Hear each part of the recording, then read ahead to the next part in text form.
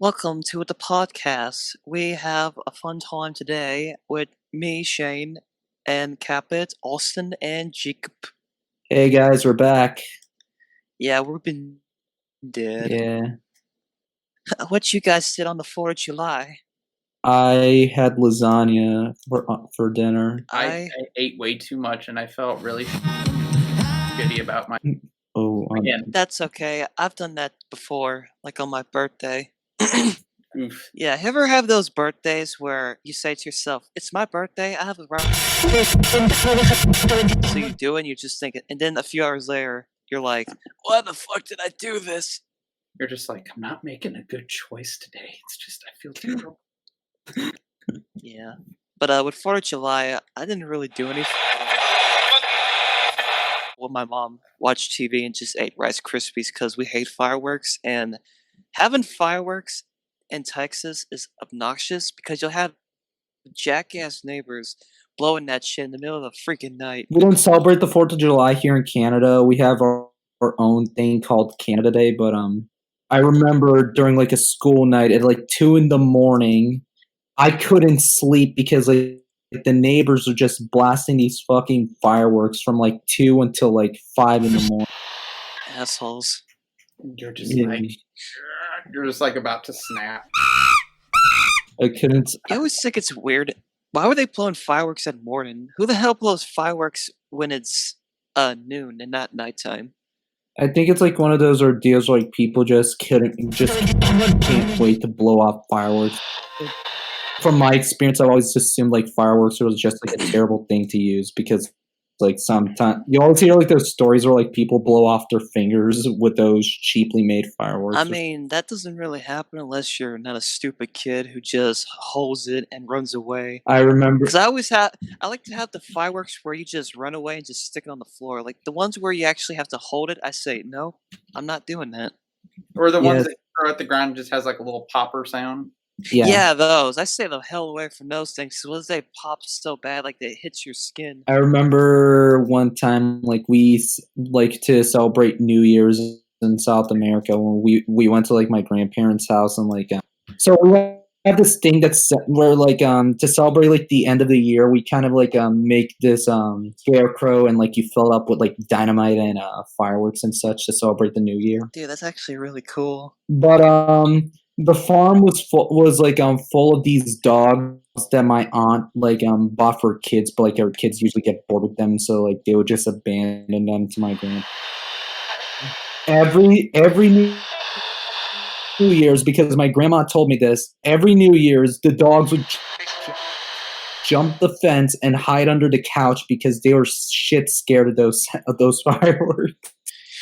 Oh yeah, my dogs are like that too, and it's really annoying to have giant dogs be scared of fireworks. I'd say like the worst one was like when the golden retriever Tony, rest in peace, he would just like whenever like the statue was blowing up, like he was just like howling real loudly to the point like some of us were getting a headache from. I was rather that episode of Wilfred when Ryan's hanging out with the mailman, never works.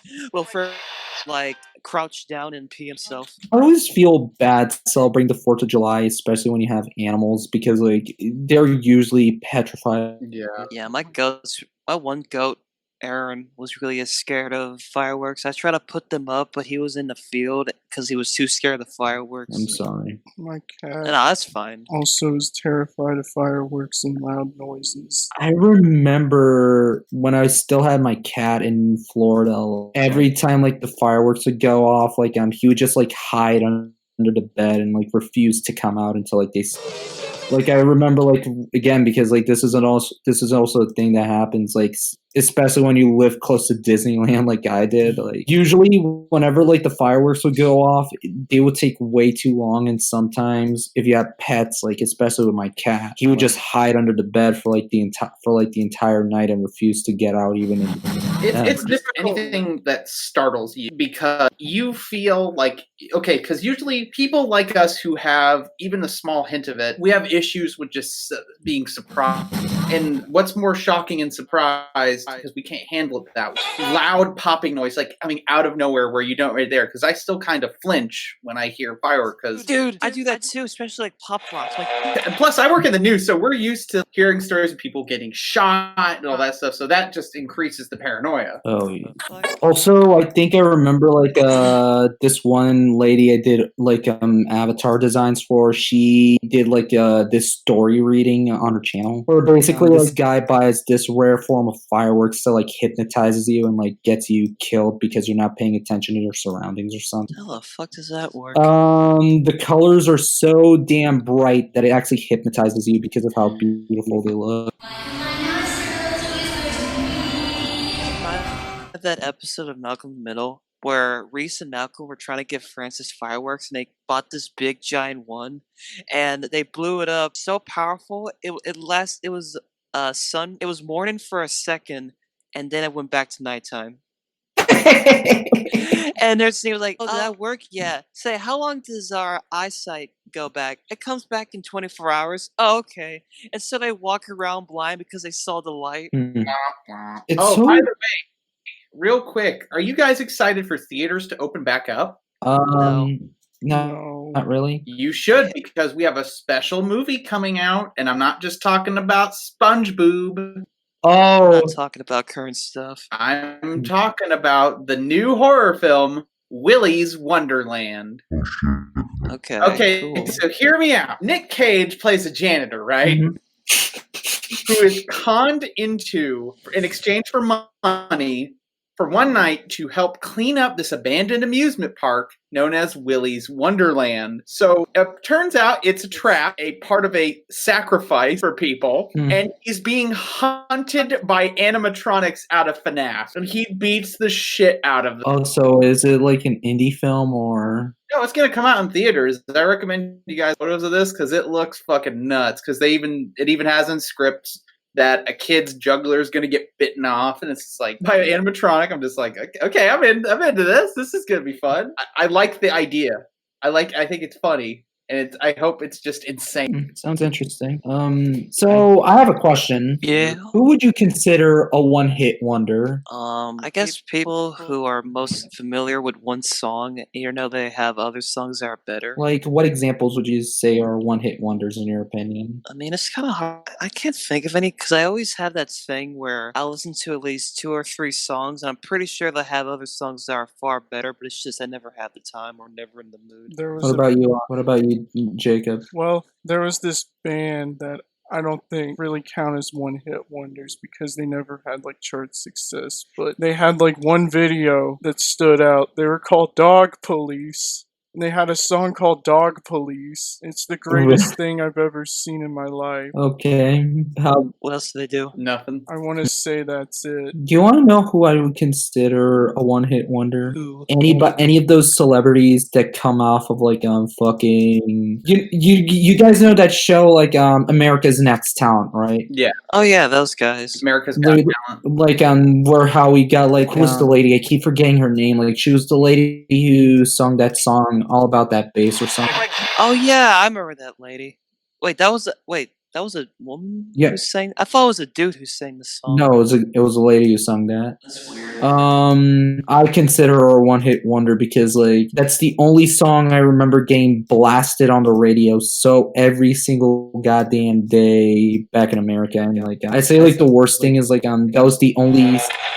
Plus, you want to know the other thing that she did music for? Remember the Peanuts movie, and they had that one song that felt very out of place. That was in a montage, and I remember like when Charlie Brown was trying to like impress the girl he had a crush on, like they played that song at like the fucking class dance or something. This feels so weird when they do that because it's like out of place. I remember them saying they don't want to do that, but you can tell it's a whole producer thing. I feel like it's one of those ordeals where like the executives like forced them to like put that in because I remember hearing like when Blue Sky when they were being told to make the Peanuts movie. The people that would like had the rights like on the Peanuts, like they were telling them, "Oh, we want the Peanuts characters to use smartphones. We want them to fucking do the cool dances kids are into, make them do lingos and shit, and like Blue Sky with Make them do the Fortnite funny dance. and like This Blue came out before Fortnite. like the Charles Schultz estate, like they were demanding Blue Sky to add that stuff in, but like Blue Sky instead was like threatening to cancel the film if they were made to put any of Yeah. that in. Also said, "We ain't doing that shit. Yeah, Get the fuck out of here." it was the family that owned the Peanuts that wanted that stuff in the movie. Yeah, good thing they didn't. Oh, definitely. This also reminds me when in Hotel Travel those newer age songs. Like I feel you can tell they didn't really want to do that, but they had no choice. Oh, And they have Because to it feels the movie with everybody dancing. because it felt out of place when they had those songs. Oh yeah, that's kind of connected to the topic. Like that song, the girl, look at that body. Does that count as a one-hit one? Yes, because they only made that song, Party Rock, and then they fade into existence. Wait, they made Party Rock? Yeah, wasn't it made from the same? Trendy songs, because like, you know what, I want to say this, like, does Smash Mouth count as a one-hit wonder? No, because they have other good songs too. Yeah, they had like Why Y'all Staring and Average Ordinary Everyday Superhero. Usually they did mostly like cover songs of other things. It's kind of like the Marilyn Manson. He had his own good songs, but he was most famous for the covering. And sometimes they did their own covers, and that's what really helped them. So they made more money off of covers than they did with their own stuff. They did. It's Mhm. not like an Alien Ants thing where they just did a cover Smooth Criminal. Wait, who did a cover Smooth Criminal? I think they're called Alien Ants. Oh. Alien ant Oh, is that farm. that one guy? Is that the guy who kept saying, "Are you okay? Are you okay?" So that was just lame. Dude, I hate. Me and my family freaking hate that song because he says the same thing 20 times and it's so obnoxious. How do you ruin a Michael Jackson song that badly? I don't know. Like, It's Times away. I just can't stand it where certain musics always repeat the same lyric in an annoying way. Oh, which one? I remember. Who really said There's the I love you like a love song. Oh, baby. I hate that's a good example. Get that out of my. So, because it's like learn to write fucking better lyrics, you have. okay, I want to ask. The only This. time here's the thing, I don't really do that unless it works well. And also if you don't sing, that's when it bothers me. So would that mean that Selena Gomez is technically a one-hit wonder, or? I never really heard her music. I don't know if she is. I don't really give a shit. We need Nicolas Cage to fight her for the gamer. I'm gonna take you on like a love song, baby. There's another one-hit wonder because I'm trying to think of like another one. Who else? You ever have that moment when you listen to an album, but you only listen to like 2 of the songs, and then you realize, oh hey, the other stuff's great too. I think I remember that with like Tears for Fears because like the only songs I knew from them was Everybody Wants to Rule the World and Shout, and I actually ended up loving the other songs. Like I remember I was like that with Oingo Boingo, where I only listened to 5 of their music, but then I wanted to give them a chance, and I realized, hey, they have a whole bunch of other great stuff too. I want to give Oingo Boingo a chance whenever I can. It's weird This that stuff like is- that Danny Elfman is not really happy about the things that he wrote about in Oingo Boingo. It's like, what did he do? Like, what was so bad about it? Like, Yeah, I love that. Like, I love how experimental the stuff is, and I love how it's both mix of jazz and rock, and it's like it's really cool sounding, especially when they do like this synthesizer instrument. Maybe I someone Use like it really well. critiqued him and he was like, yeah. Or maybe it's like one of those ordeals, or like he started making more orchestrated music, like what he did with Batman, and he feels ashamed of his stuff or something. Maybe he just thinks that he wasn't really proud of how the way they came out, which I can understand. At least thinking about it. Oh, I still like Oingo Boingo. I mean, I want to give them a chance now that I learned that Danny Elfman worked on it because I really love the music he did for Batman '89 and The Simpsons. Hey Jacob, what's your favorite Oingo Boingo? I like capitalism. mine I is like- Nobody Lives Forever because that is the best song. for a horror movie. Hey, yes, brother, Because that was let's have a used party. in the 80s cult film Texas Chainsaw 2, right as Leatherface used a corpse as a shield and like killed these 2 guys as they were driving along and shooting at things. You gotta see it. It's nuts. No one lives forever. I love that one song where it's just about to It's 6th grade. Or Dead Man's Party. Oh yeah. I mean, I don't like that song because they kind of repeat the same lyrics and it kind of feels repetitive. But I kind of love "No One Lives Forever," "Running on Treadmill." Oh, after you, I run on treadmill now. You sound like this. Wait, weren't they the ones who like did that song that we used for Couchtober last year? Oh yeah, that was for their version of "Me and the Movie." It stinks because you can't really find out on YouTube. You can't really find out on iTunes. You can only find out on YouTube, which I wish I didn't because it's really good. Their version's really good. I can't stand it when that happens. You ever hate it when you want a certain song, but it's sung in different versions, but you want to find your version, but you just can't? I remember like there was this one cover of a song. I remember that freaking Tracy Chapman crap. No. Hey, I like that song. Okay, shit. Fuck you, Jacob. I've never heard of The it. Jonas Blue remix that I heard around South America when I was staying there for a while was really bad. And the worst part is that was the only version that they had in their version of iTunes because I couldn't find the original version of that song anywhere. Don't you hate it whenever they won't let you buy a song, entire album? I remember they did that with like Beatles or like that one band that did just that one song with the Lemon Tree or something. Yeah, see, this is why people like to listen to music on YouTube. It's like why are these companies making it so difficult for us to give them our money? I don't know. Well, because they're ran by people who hate fans and they don't want to look incompetent.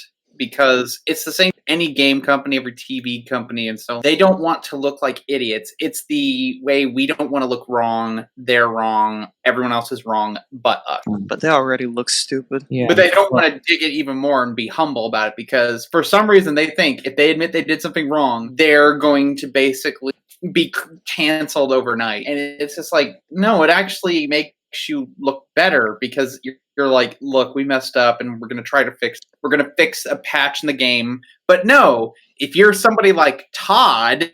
Who's Todd? It just Todd works. Howard. The snake, one of my friends she calls him the Snake Man because he acts because he's as sleazy as a fucking snake. He's sleazy and he makes every act that he have 4 different endings. And it's just like, bro, no one doesn't want to do all that shit. Well, again, Todd Howard is the guy, he's the one who does the stuff for Bethesda, right? Yeah. Didn't he, left Bethesda? I think he still works for them. Christ, I'm actually remembering, the whole shitstorm that happened with, Fallout 76, when, a bunch of people paid to get, the cool merchandise that they were promised, got their addresses docked. Also, didn't they say that the way that was actually poorly made? Yeah, and apparently used a very dangerous chemical for the materials. You know, makes you wonder if Bethesda is ever gonna recover from such a travesty like that. They're not. They probably won't. Financially recover. And from what I'm hearing, I guess Fallout 76, because back when it was released, it was actually a demo, and I guess the current version came out. But at this point, no, it doesn't really care. Oh, definitely. Because I remember the games the EB games here, the EB games close to me, they were trying to get rid of Fallout 76 so badly, they were just selling it for they were just giving it away for free no matter what game no matter what game or system you own. They were that desperate to get out of their shelves.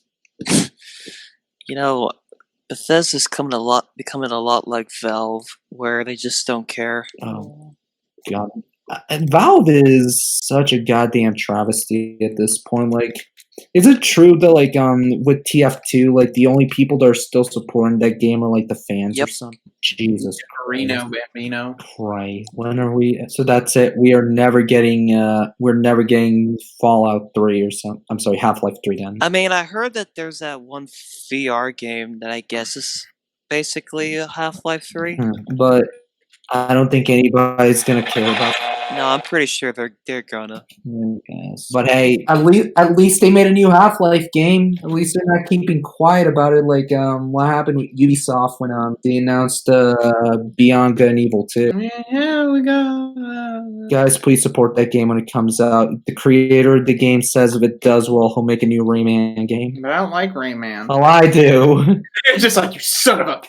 Oh, shit!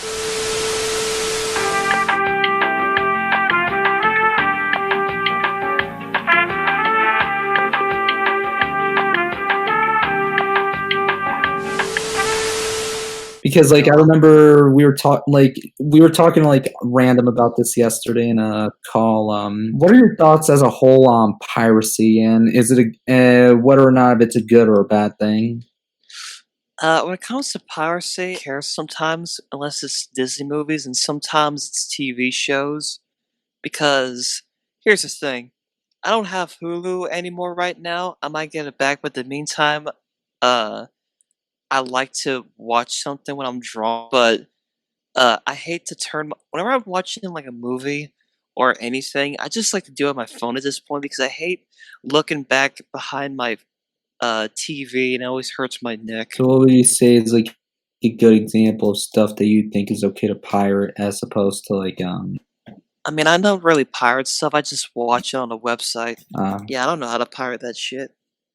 plus wait, because I think I heard the like Kids Cartoons technically a pirate site, right? Or It Yeah. is.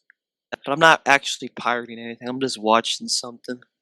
because I've always had like issues running like Kids Cartoon when I had like a couple years ago. I think the best thing to do is to watch those websites on your phone and not on your computer. Yeah. Exactly. Yeah, cause what is it?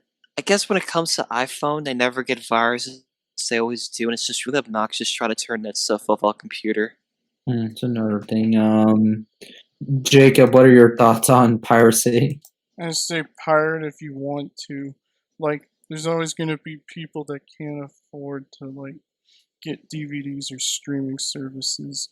Hell, even like I don't know. Also, do you cable. think it's always okay to pirate stuff, even as long as you actually have the movie? I say like it's one of those ordeals where like it's kind of like a morally gray thing. I'm in the mindset of it's fucking Disney, screw them and pirate as much of their stuff as possible because they can afford to lose a couple dollars, can't they? I mean, yeah. But someone would $1 probably be like, "Oh, well, you know, the artists that work on the shows probably won't be getting money, even though they're probably not Well, getting paid much." they're still making like $1 million.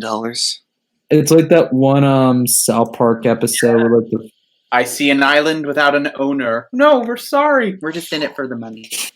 Oh yeah, I love that. I was like, actually, we're just here for the money. Yeah, yeah, definitely. that ending was the funniest, and that was one of the funniest endings of the show, in my opinion. I love that scene where Butters just farts and Eric's like, "Fuck you, Eric," and he just leaves and he just looks up with that. It's He like hates Eric. He's only Eric's friend because he's somebody who's an abuse victim and he can't help it. I feel like it's one of those ordeals where, like wait, yeah, Austin, I think you did bring up a good point because there have been times where like Eric has done like some really fucked up things to Butters, hasn't he? Yeah. But I like it whenever Butters stands up for Eric, like that episode with Osimo, and at the end he just shows everyone the video of him dancing as Britney Spears, And then a general calls him the F word. and then Eric's just like, "Lame." Like, why? My big question is, why does Eric do that? My friends always like to jokingly, well, when I used to have friends, sorry, they would joke saying that Eric is going to become a serial killer one day. Did you not see Scott Tenorman Must Die? He already is. I remember asking you guys this question like a couple years ago, like who would be a school shooter in like South Park, and like you would always, and everybody would just answer Cartman. No, Cartman's too fat to do so.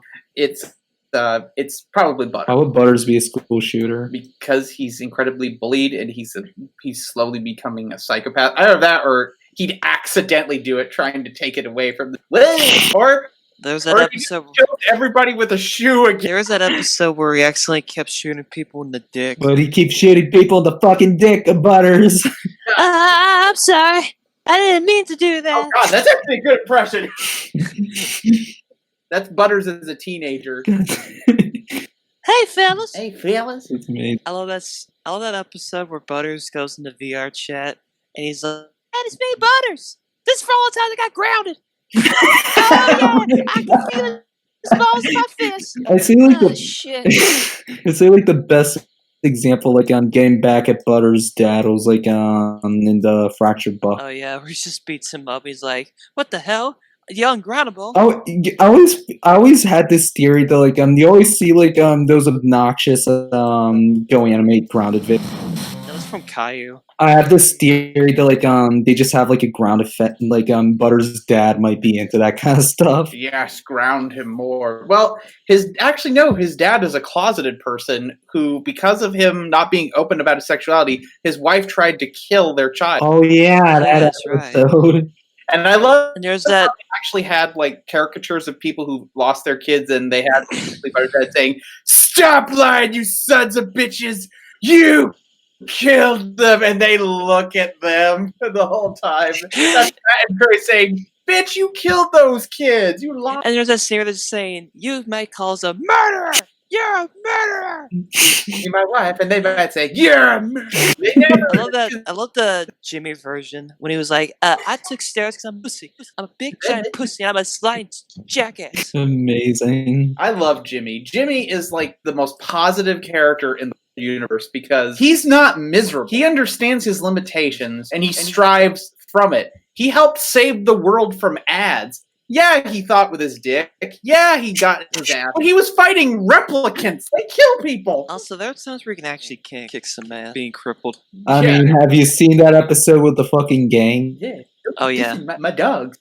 I know he didn't say Down the dogs. clouds, down the clouds, down the clouds, brown. And I love that his origin, why he's this way, because make fun of people who are disabled, and he's like, "Then God punished us." That's so dark, but I love it because Jimmy is a nice character. He's a good person. He messes up, but he still tries to be a good person. And he's not mentally disabled. He's just physically disabled. He has good aspirations. He is just nice. He's a good person. Good kid. Everyone else in South Park, even Butters has some darkness in him that... Although, to be fair, I understand, and also he has his rights to be one because people treat him like shit. And I mean, plus there's that fucking episode that I legitimately hate, even though everybody else likes the fucking Jared the fucking Subway episode. oh, Jared has AIDS. Yeah, I Oh, really, yeah. Why do I people really hate hate that. No, I hate the episode. Why Everybody do you loves hate it. It was so unnecessarily cruel to Butters. Yeah, I don't like whenever they have a nice character treat them more and more like shit. It's like he has these. Yeah, it's funny seeing Butters be tortured. I love that. I do love the sing. Bring it on, queerbait. Or I'm sorry, you blood belching skank. I'm sorry, mom. That was just being a little pussy. I'm sorry, ma'am. Now, speaking of beloved shows, let's talk about ones that should they or should they not die. Oh yes, you're talking about the Samsons, right? The Samsons, the Family Guy, and Family Guy. Tyrannies are having a hard on right now. I'm so glad that these shows are getting basically Me Too'd online because I don't care about the people who work on these things. I just hate this show so much. The only one that gets is American Dad and the Orville, but that one's not animated yet.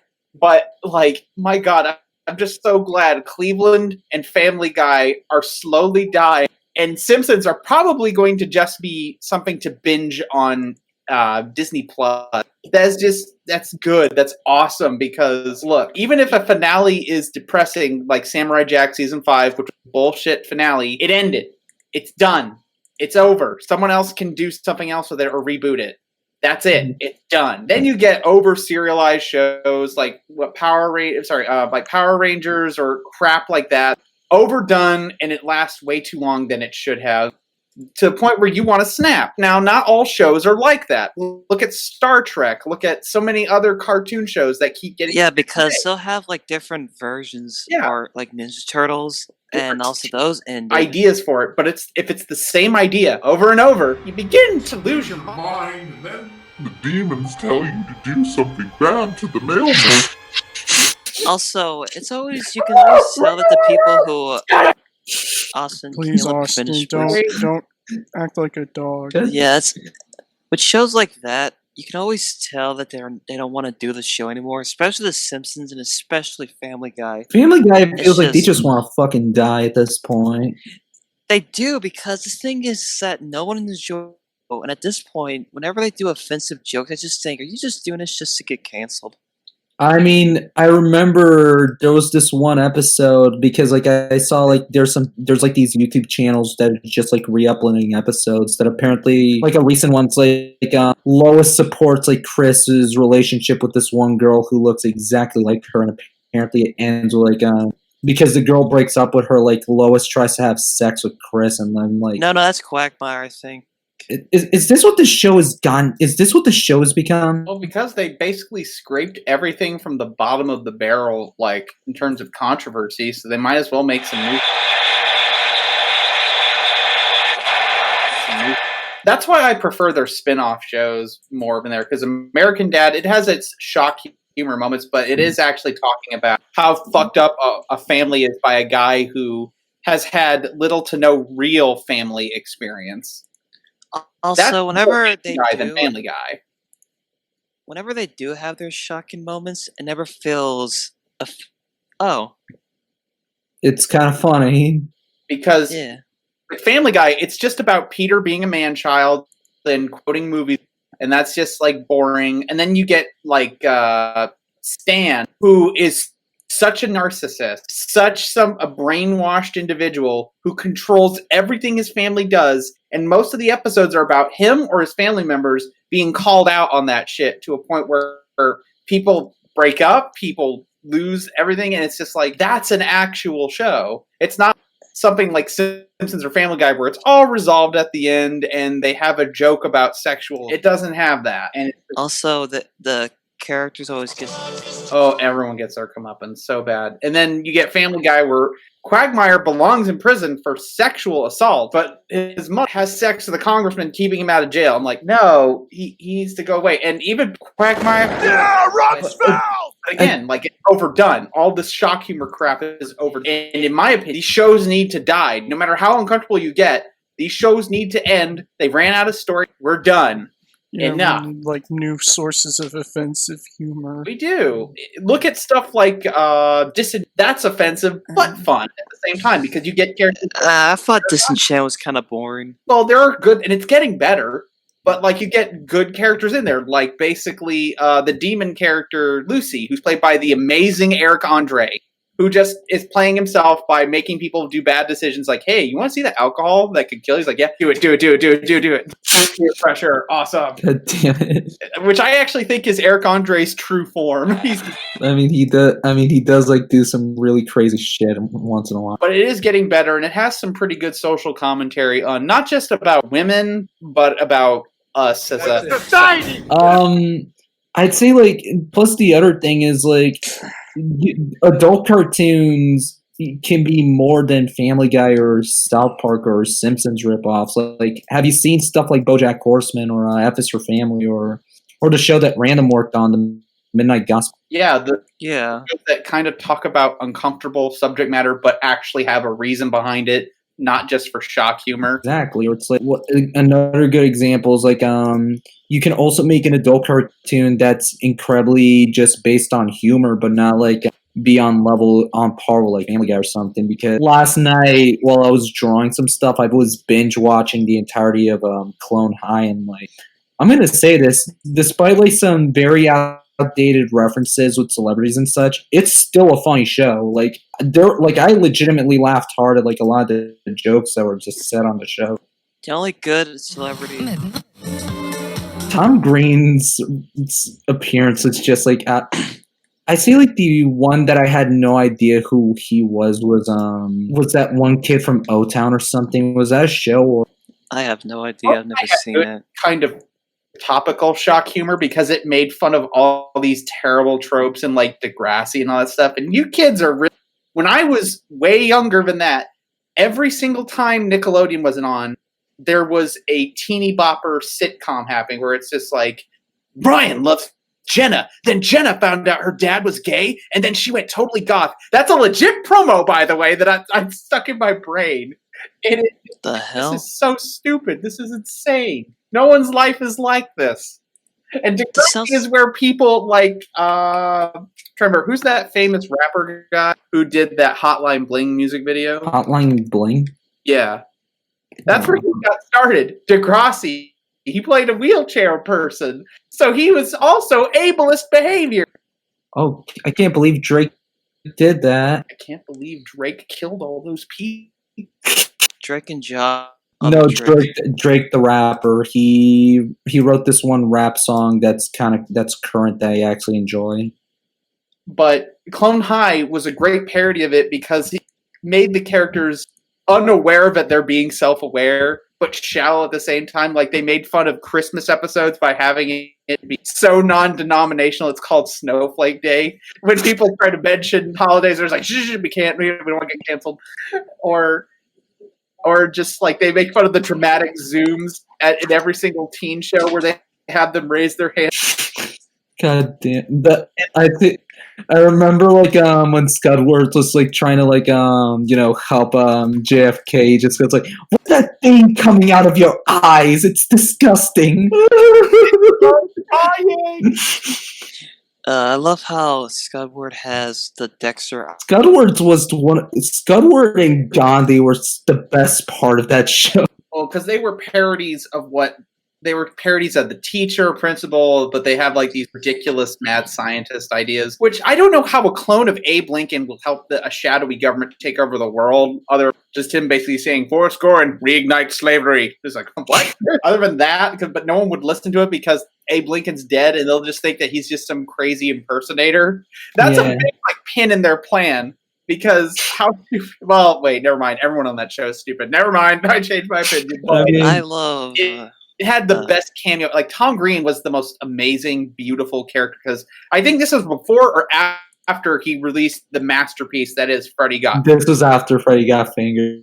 So he was just being himself, and he was just like plastic bag, plastic bag, plastic bag, plastic bag, just over and over. Like, and I showed my parents that recently, and they're just so annoying. It's like, that's the joke, is you're sitting here allowing me to show you this. It's like the clone of when you're showing your friends videos. You're like, "Come on, guys, it's funny," and they're just not laughing. They're annoyed watching it. It's the Andy Kaufman effect, where the joke wasn't you're laughing at Andy. The joke is he's laughing at you, but not making fun of you. But he's driving you crazy, and that's what Tom Green does, and so does Eric Andre, and all these things. And when you get them on cartoons, they seem more normal than they are outside of them, and you actually get some of things Tom Green says in there. He actually does have something profound to say, like, hey, that's discrimination. ADHD isn't a death sentence, though, but it's just like, hey, don't treat someone like... And then he said, "Hey, I want to take a dump in my parents' bed." Why? That's normal thing to say.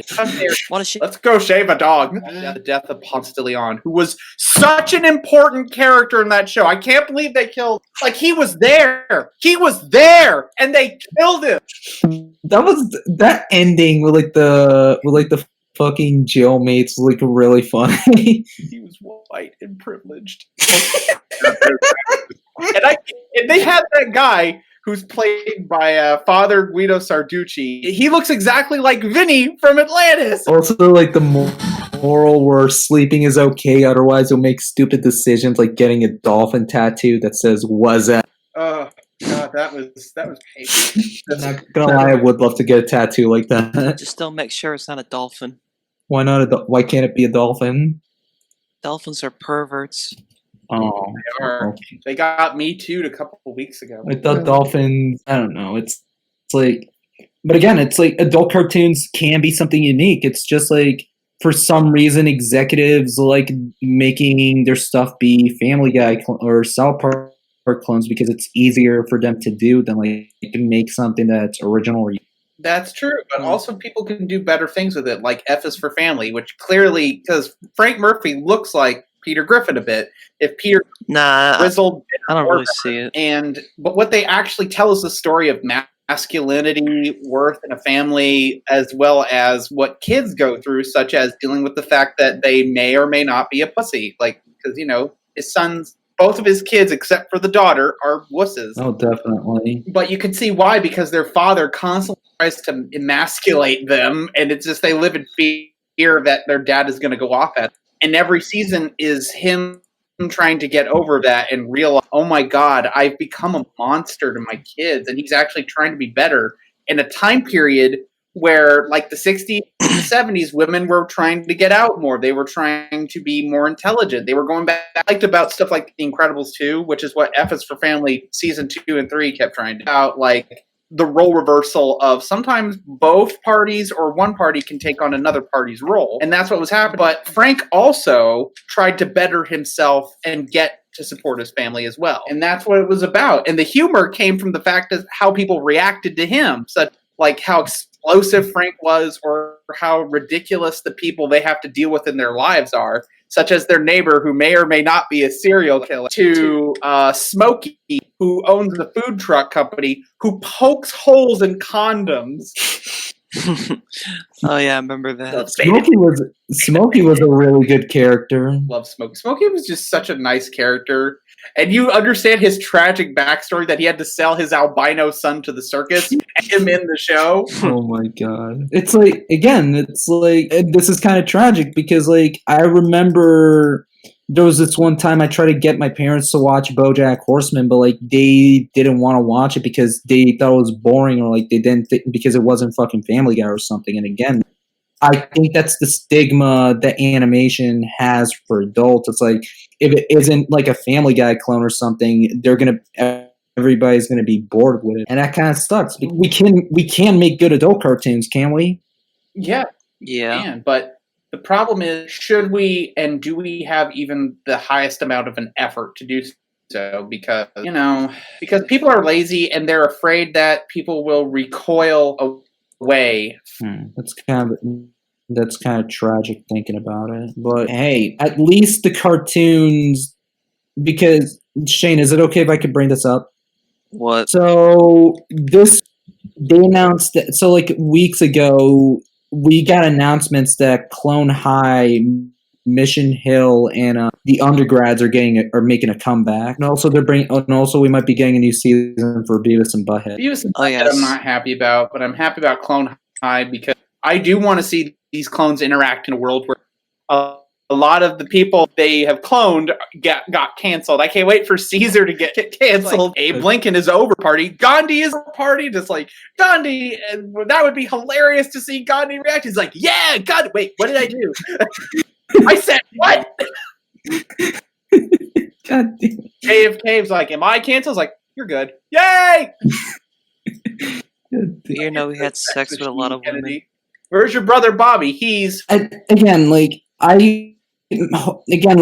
the 2020s is going, and especially after seeing Midnight Gospel and shows like Ballmasters 9000 again, which shows that I feel you guys should really support because one of our best members on the show, Random Huey, worked on both of them. Like these feel like shows that want to be different. They want to show that like adult cartoons are more than Family Guy clones, and part of me is just like hoping that like Family Guy and The Simpsons do end, because like if that were the case, that would mean like we can actually get some original, fresh ideas for adult cartoons. True that. It's like not everything has to be like that, and also there's nothing wrong with trying to do something different because The Simpsons kind of did that, and now there's a new generation of people who can do the same. I mean, again, like so many cartoons we have today, they wouldn't be the way they are if it wasn't for The Simpsons. Like, again, it's like I can understand why Fox refused to let the show go because like it's the only thing that's keeping their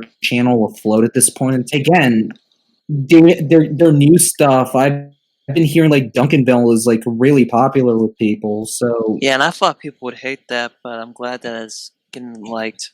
Exactly. It's like I feel like it's one of those ordeals where it's about time that we finally let The Simpsons and Family Guy end at this point. But I don't know. What do you guys think? I guess we have one more topic to talk about, if that's okay with you guys. We can move on to the last topic, if that's okay with you guys. Yeah. Okay. What are the SpongeBob games you guys played? I mostly played for Bikini Bottom. I never played the other ones. What about you, Jacob? I never played video games. Austin? I only played bits of SpongeBob games because I was not a Nicktoons. I mostly played the movie version of SpongeBob the game at a friend's house years ago. It was like a bit of this is okay, but it's just like, again, I was more into like the Spider-Man games. I was just like, yeah, I'm gonna play this again. You know, just like stuff like that. The About SpongeBob games, and I just don't want to leave it like where like. But I know a lot of people like certain games because they were their childhood. Because I played a lot of games that I used to like as a kid, and I now hate like Homefront and so on. But those are completely different like genres. But I understand that there's a connection there because nostalgia is in. But I do hear good things about the new despite all the glitch. oh yeah, That was mostly Nick's fault for rushing them. yeah, because like the thing I actually learned with the Rehydrated remake, like they were rushing it to coincide with the movie, but since that got delayed till next year. Yeah, people need to learn not to do that because it's never worth it. Plus the amount of crunch time and abuse that they're putting the developers under. Crunch time, bro. Like that, I think they make the developers do crunches as they so difficult. Why? Come on, bro, you gotta do it. Make the game. Sorry, I'm acting like a Ken. the SpongeBob games I remember playing was what's it called? No, yeah, it was Creatures from the Krusty Krab.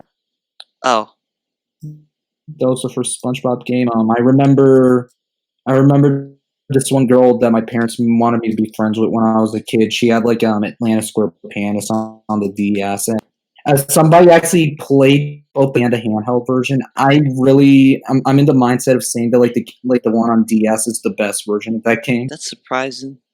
No, because because the DS version of Atlantis was actually a platform. Oh yeah, I remember that happened with Rayman Raving Rabbits on the GBA. Yeah, because then the GBA version used the original ideas before it got turned into a party game or something. Yeah, and they also used the original designs for the rabbits when they were little moldy-looking, zombie-looking creatures. Oh yeah, Rabbits. that's another one. The other SpongeBob game I had was the game that ended up killing THQ. The one for the user. You guys know which one I'm talking about. Oh yeah, where it's just basically that one Wii art game with that stupid. Yeah, it was basically like WarioWare but with SpongeBob. That was dumb. It was okay from what I remember playing. And recently, because I actually got a chance to play it, and I actually want to give my thoughts on it. I actually got the SpongeBob Rehydrated. Some friends have been, some friends have been wanting me to play Battle for Bikini Bottom for years, and I finally got the chance to play it. It's a really fun game. That's good. As somebody, yeah, for people who just a warning, don't bugs just be mad at Nick for forcing to rush it. It'll get fixed eventually. The bugs aren't really that prominent. Plus, the bugs aren't really an issue. The only thing that was buggy was the glitches, and that's it. There were times where the graphics would spaz out, or on my version of the game, there was some slowdown issues, and textures wouldn't load properly, but it was still a fun game. Again, it's it sounds like Sonic 06 where the glitches ruins the game. No, it's more so on par with what's that? It's not like a glitchy game. Again, the only thing that's glitchy are the graphics, and that's it. Plus, the other thing is and I actually wanted to say something about this because I really didn't like this, and some friends actually brought this up. The multiplayer mode they added in the game, it's definitely felt that that was a last minute addition. Did they add that Glove World thing? Because I remember they really wanted to add the Glove World level. They didn't add anything new to the game. It was all they did was reuse assets from the cutting room floor and made a horde mode. Oh. And it kind of felt on par with a mediocre mobile game. Thank you guys for listening to our latest episode of Comfy Couch. It's been an interesting one, to say the least. But I want to say, I'm CatBit. Who are you guys? Shane. I'm Jacob and Tris. We're sorry we couldn't get you back on this episode, but I promise we'll have you back some other time. Just be patient. And the last guy, who are you? I am Austin Trench, and it's been actually been a pretty good podcast because a lot of other ones we've been kind of disorganized, so hopefully we can get everything together again and get everybody that y'all love from the other right here, because I love being a part of all this and I love the people that I work with here. Next, we'll try to get like Triss on for next time, Jacob. No one knows who Triss is. I'm talking more random, but yeah, her them. I Sorry. know who he is. Well, thanks for watching. Yep. Take care.